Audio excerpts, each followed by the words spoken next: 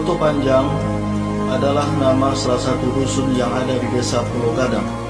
Dengan nama ini juga yang diabadikan menjadi nama Waduk Pembangkit Listrik Tenaga Air PLTA Koto Panjang yang dibangun pada tahun 1992 dan selesai pada tahun 1997. Pembangunan Waduk PLTA Koto Panjang ini menjadi catatan sejarah yang membekas dalam setiap relung hati masyarakat. Desa Pulau Gadang merupakan salah satu desa yang terkena dampak pembangunan dari PLTA ini, sehingga termasuk desa yang dipindahkan di antara 15 desa lainnya. Sejarah pemindahan desa dari dampak pembangunan PLTA Koto Panjang ini menjadi cerita menarik bagi pelaku sejarah yang disampaikan dari generasi ke generasi hingga saat ini. Isu tentang pembangunan waduk PLTA Koto Panjang sudah menjadi buah bibir di tengah masyarakat yang mulai berkembang sejak tahun 1979. Air Sungai Kampar yang menjadi saksi bisu dalam sejarah kehidupan masa lampau masyarakat desa Pulau Gadang. Mereka hidup dengan aktivitas bertani dengan berladang berpindah-pindah yang setiap tahun akan ditentukan oleh pucuk suku atau nenek mamak dari setiap suku yang ada di desa Pulau Gadang, seperti suku Domo, suku Pitopang, suku Piliang, dan suku Melayu. Itulah 4 suku yang ada di desa Pulau Gadang. Di samping bertani berladang padi, masyarakat menjadikan kebun karet untuk mencari nafkah yang disebut dengan memotong kota, serta juga ketika air sungai dangkal dijadikan mencari batu serta mencari ikan. Air sungai sebagai sumber kehidupan untuk mandi, minum, dan kebutuhan lainnya, semua itu bersumber dari Sungai Kampar.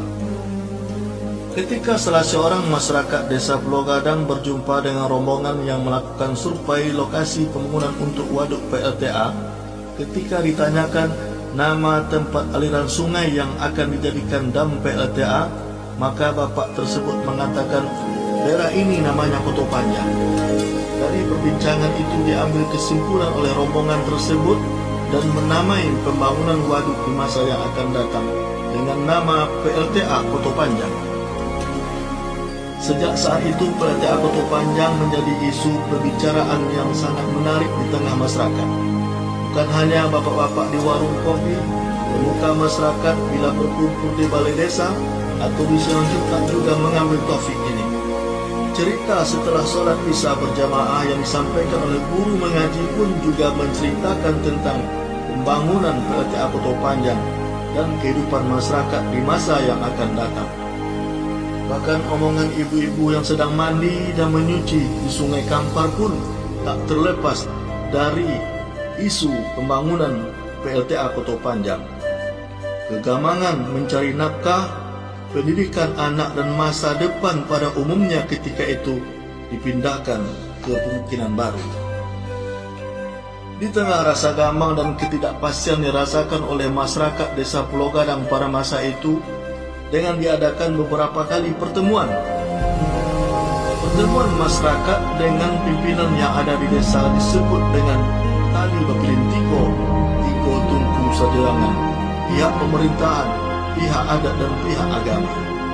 Kesepakatan untuk pindah meninggalkan kampung belum mencapai kesepakatan yang puncaknya pada hari Senin dan Selasa tanggal 8 sampai dengan tanggal 9 Oktober 1990 dengan diselenggarakan musyawarah adat sekecamatan 13 Koto Kampar dalam mensukseskan PLTA Koto Panjang.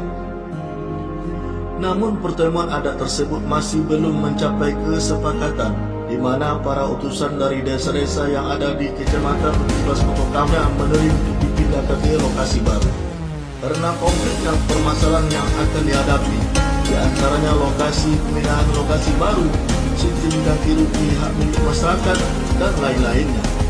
Sehingga desa Pulau Gadang pada Senin 30 Oktober 1991 dikunjungi oleh Bapak Ginanjar Kartasasmita sebagai Menteri Pertambangan dan Energi Republik Indonesia yang didampingi oleh Gubernur Riau Bapak Suryapto dan Bupati Kampar Bapak Saleh Yasin. Keadaan tentang ketidakpastian lahan pemindahan palawija dan ganti rugi pun dijawab langsung oleh Bupati Kampar Saleh Yasin pada pertemuan musyawarah berikutnya yang dihadiri oleh para tokoh masyarakat Desa Pulau Gadang. Pada kesempatan ini, Bupati Kampar menyampaikan harapannya agar masyarakat Desa Pulau Gadang berbesar hati untuk mau dipindahkan ke lokasi transmigrasi desa baru demi menyukseskan pembangunan waduk PLTA Kota Panjang. Di antara pro dan kontra pemuka dan masyarakat Desa Pulau Gadang, tampillah seorang tokoh agama yang menyatakan kesanggupannya beserta seluruh keluarga untuk dipindahkan ke lokasi baru. Pernyataan beliau ini pun akhirnya mendapat tanggapan positif dari seluruh peserta rapat, di mana semua peserta rapat menyetujui untuk dipindahkan ke lokasi baru. Pada saat studi banding ke Cirata dan Saguling di Jawa Barat, 150 orang pimpinan tokoh masyarakat Ilas Kota Kampar yang termasuk juga dari utusan perwakilan Desa Pulau Gadang melihat dampak positif dan perubahan ekonomi juga pendidikan di daerah tersebut yang menumbuhkan sejejak harapan bagi seluruh masyarakat yang terdampak proyek dam PLTA Kota Panjang.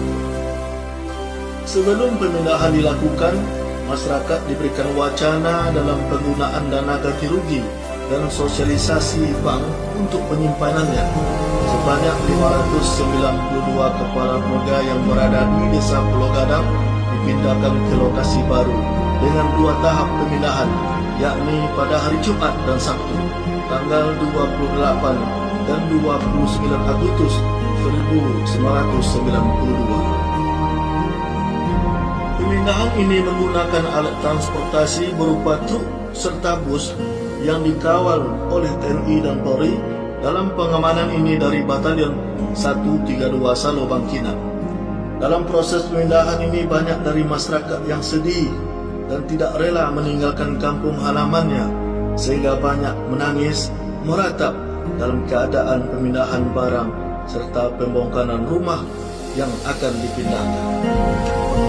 Sesampainya di lokasi pemindahan baru, masyarakat Desa Pulau Gadang diberikan jatah makanan yang siap saji yang dikelola oleh UPT yang dibagikan oleh TNI dan Polri. Hal ini dilakukan selama 1 bulan. Kegiatan sangat membantu masyarakat karena kondisi pemukiman belum kondusif.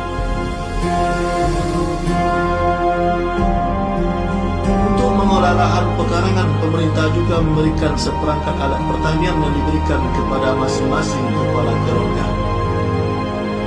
Untuk mencukupi kebutuhan pokok masyarakat yang belum bisa maksimal dalam roda perekonomian, pemerintah juga memberikan jaduk berupa beras dan hasil minyak tanah. Kehidupan masyarakat yang baru menempati pemukiman baru juga diberikan alat penerangan dari sumber bisa, disebut dengan PLTD. Dengan persiapan seadanya, setelah 1 tahun menghuni lokasi baru diadakan peringatan HUT pemindahan Desa Pulau Gadang yang pertama yang bertempat di kantor UPTD Ranah Saisilam di Blok A. Hal ini dilaksanakan serangkaian dengan HUT RI ke-40 tahun. Desa Pulau Gadang saat ini setelah 33 tahun menempati desa baru dengan segala permasalahan ekonomi, pendidikan, adat istiadat dan sosial budaya mampu melewati hingga terlihat perubahan yang signifikan di berbagai bidang tersebut. Hal ini dapat dilihat dengan pencapaian dalam kemajuan di bidang pembangunan dan pemerintahan desa meraih beberapa penghargaan di kancah nasional. Di bidang pendidikan, berdirinya sekolah menengah pertama dan sekolah menengah atas di samping Madrasah Sanawiyah Sejahtera yang merupakan lembaga pendidikan warisan dari kampung lama.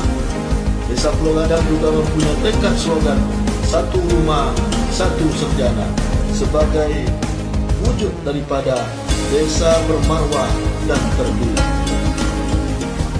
Maka dengan tekad selalu melakukan upaya-upaya untuk kemajuan Desa Pulau Gadang sampai hari ini telah menjadi pencapaian sangat luar biasa dengan prestasi yang diraih dalam kancah nasional.